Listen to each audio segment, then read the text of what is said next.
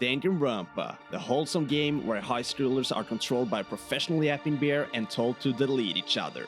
What is there not to like? Safe to say, the characters in this game are a good mix of all accounts of weirdos. But luckily for you guys, I'm here to make sure you know who the coolest weirdos are. And you are not allowed to disagree, by the way. My opinion is considered canon to the creator of Danganronpa himself. Kudaka-san. Danganronpa ni tsuite no watashi no iken wa masanori to minasa aremasu ka?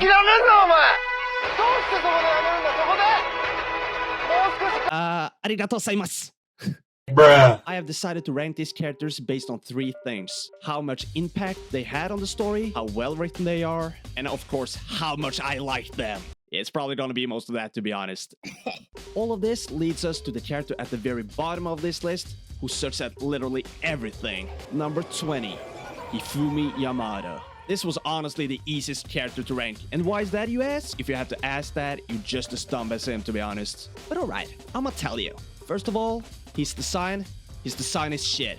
I mean, it's ridiculous. I mean, for Christ's sake, according to the laws of physics, this dude shouldn't even be able to freaking stand, bruh. Isaac Newton himself would be turning in his grave looking at this abomination of a human being, bruh. How can you have the biggest stomach on earth and still do no late days, bro? And also, his hair looks like a boner. So there's that. And not only does his design suck, but his personality sucks as well. I mean, if he's not walking around simping for a shady goth girl, and yeah, I don't like her either. Well, in that case, Hifumi spends his time making perverted jokes that never lands. At least, they never land as well as the mallet on his beady-ass boner head. He is the classical example of comic relief characters who's not funny at all. And he also killed Taka, who's one of the goats, and for that, he deserved to die. And yeah, you might say, but Celeste treated Fumi and said that Taka attacked her. come on, bro, who the hell falls for that dumbass shit, bro? There is not a single redeeming thing about this dude right here. I mean, for Christ's sake, even when he was dying, he couldn't say Celeste's name right. He just had to make it difficult by saying Yasuhiro instead. Dumbass. So yeah. His design is ugly, his personality sucks, and his brain is non-existent. I hope I never see a character like that again. Number 19, the Principal. What, dude? I feel kinda bad putting Kyoko's dad this far down, but honestly, He deserves it. this dude wasn't even able to survive 2 minutes into the game, bro. Dude had a serious skill issue, and in a game where it's all about surviving, he spent most of the game being a pile of bones. Just take the L, homie. Number 18, Makoto's family. Yeah, I know what you're thinking. Technically, there are 3 people. And you know what I think about that? I don't give a shit, bro. Similar to Kyoko's dad, these people were barely on screen, which makes it even more impressive that they still managed to get caught lacking for the few minutes they were. So yeah, they kinda suck as well. The only reason I put them above the Principal is because, well, Makoto's mom is kinda bad though. Bruh. Number 17, Leon Kawada. Now, I know some people might be pissed about this, but honestly, this is for a good reason. I mean, his design is kinda cool, but that's also basically the only cool thing about him. This dude has no personality. Like, I can't even remember a single thing he did or said during the game. I mean, except the fact that he cock-blocked Makoto. That is not cool, bro. And not to mention the fact that when he did eventually decide to kill baby girl, he couldn't even finish the job properly and ended up being caught by the most obvious clue in the game. Yeah, he took the L and he deserved to take it. Number 16, Toko Fukawa. Honestly, she should have died, bro. Her actions in this game can be summarized into 3 things: talking shit about everyone, glazing Byakuya, and being stupid. Yeah, she was annoying as bro. Number 15, Toko Fukawa again, but this time as a Genocide Jack. Yeah, Genocide Jack was annoying as well, but at least she was more honest about it.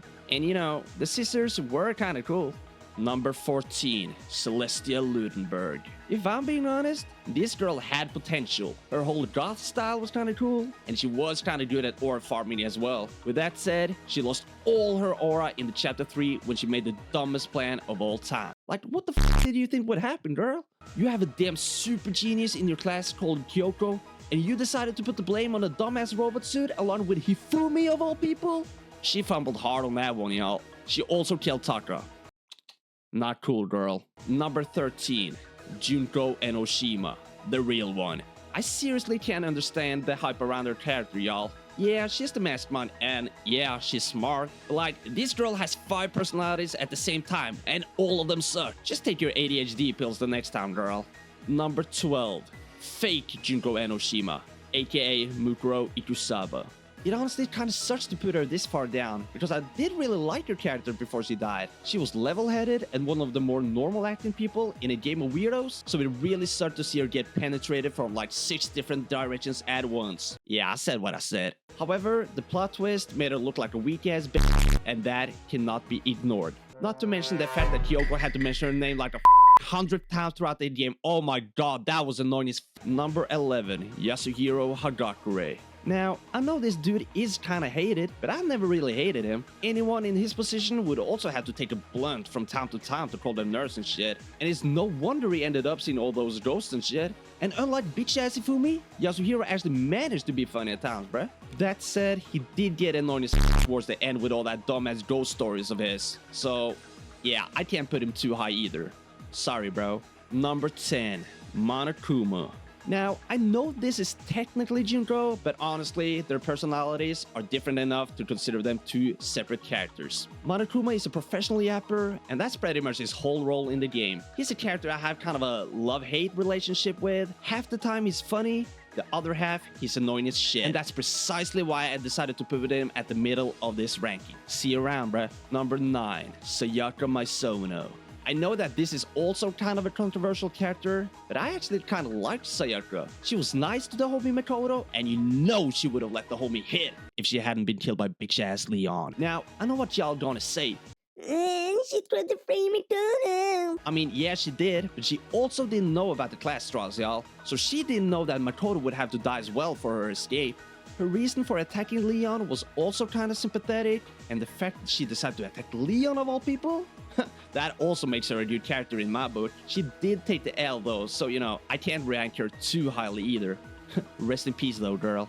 Number 8, Aoi Asahina. Yeah, I tried. Hina is one of the dumbest characters in the game, but she makes up for it by being one of the most likable ones as well. I love her energy and positivity, and her slapping Byakuya, oh my god, bruh. That alone cemented her as a GOAT in my book. The only thing I dislike about her is the fact that she didn't do it twice. She also has 2 other very big reasons to like her, so there's that. I'm glad you survived, girl. Number 7, Makoto Naegi. This dude did get on my nerves to begin with, always talking about how average he was, so I guess it suits him to be ranked close to the average for this one. With that said, in a class of complete idiots, he was one of the very few intelligent ones, and he was also the only person to survive an execution. Now that's a Sigma move, y'all. GG, dude. Number 6, Kiyotaka Ishimaru. Now, let me just say, this dude is the exact kind of dude I would hate to have in my class. And, you know, I might have compared him to certain controversial people in the beginning, but with that said, he did get better after a while. He was kind of cringe at times, but I really liked his friendship with Mondo, and his reaction to his death felt very realistic. You know, except the whole Super Saiyan thing. With that said though, I love Dragon Ball, so him going Super Saiyan, that just made me love him even more, bruh. He did lose some aura by dying immediately after though, and especially considering the fact he got killed by bitch-ass Ifumi. Yeah, I mean, I guess rest in peace, dude. Number 5, Byakuya Togami. Okay, so most people who have watched me play Danganronpa will probably think like, what the f*** are you saying, bro? Why the hell are you putting him this far up? I mean, you hated on him in literally every single episode, bro. Well, it's true I disliked him. In fact, I still dislike him. He's a little bitch. But I also can't ignore the fact that he's one of the most well-written characters, and he has more character development than most of the other characters. It also helps that he's one of exactly 3 people on this list who's not completely useless in a class trial. So there's that. You're still a bitch though, bro. And I hope you die in the next game. Number 4, Mondo Uwada. I love bro characters, y'all. And Mondo, he's the perfect example of a typical bro character. He's the kind of dude everyone should have as a friend in my opinion. I also really enjoyed his backstory and relationships with Taka and Chihiro, and it was sad to see him get executed. He seriously didn't deserve to be turned into butter, bro. However, his hairstyle... Oh my god, bro, that's the most ridiculous thing I've ever seen in my life. And that is exactly why he's not cracking into the top 3 on my list. You know, when I think about it, he kinda deserved to die for that alone, y'all. Nah, I'm kidding. Rest in peace, bro. Number 3, Chihiro Fujisaki.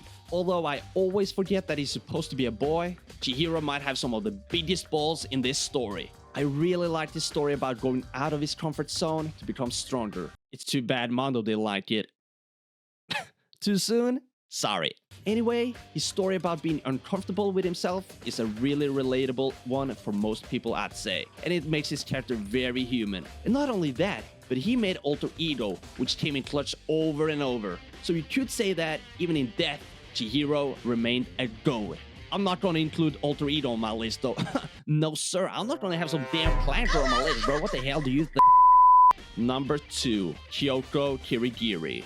Kyoko, she's a GOAT, bruh. No questions asked. She's the smartest person by far, and she more or less single-handedly carried the class trials, as well as figuring out the mystery of the school. If she hadn't been there, bruh, the rest of them would have been let's be honest. She did have kind of a bitchy attitude at times though, and she did let Makoto get executed that one time.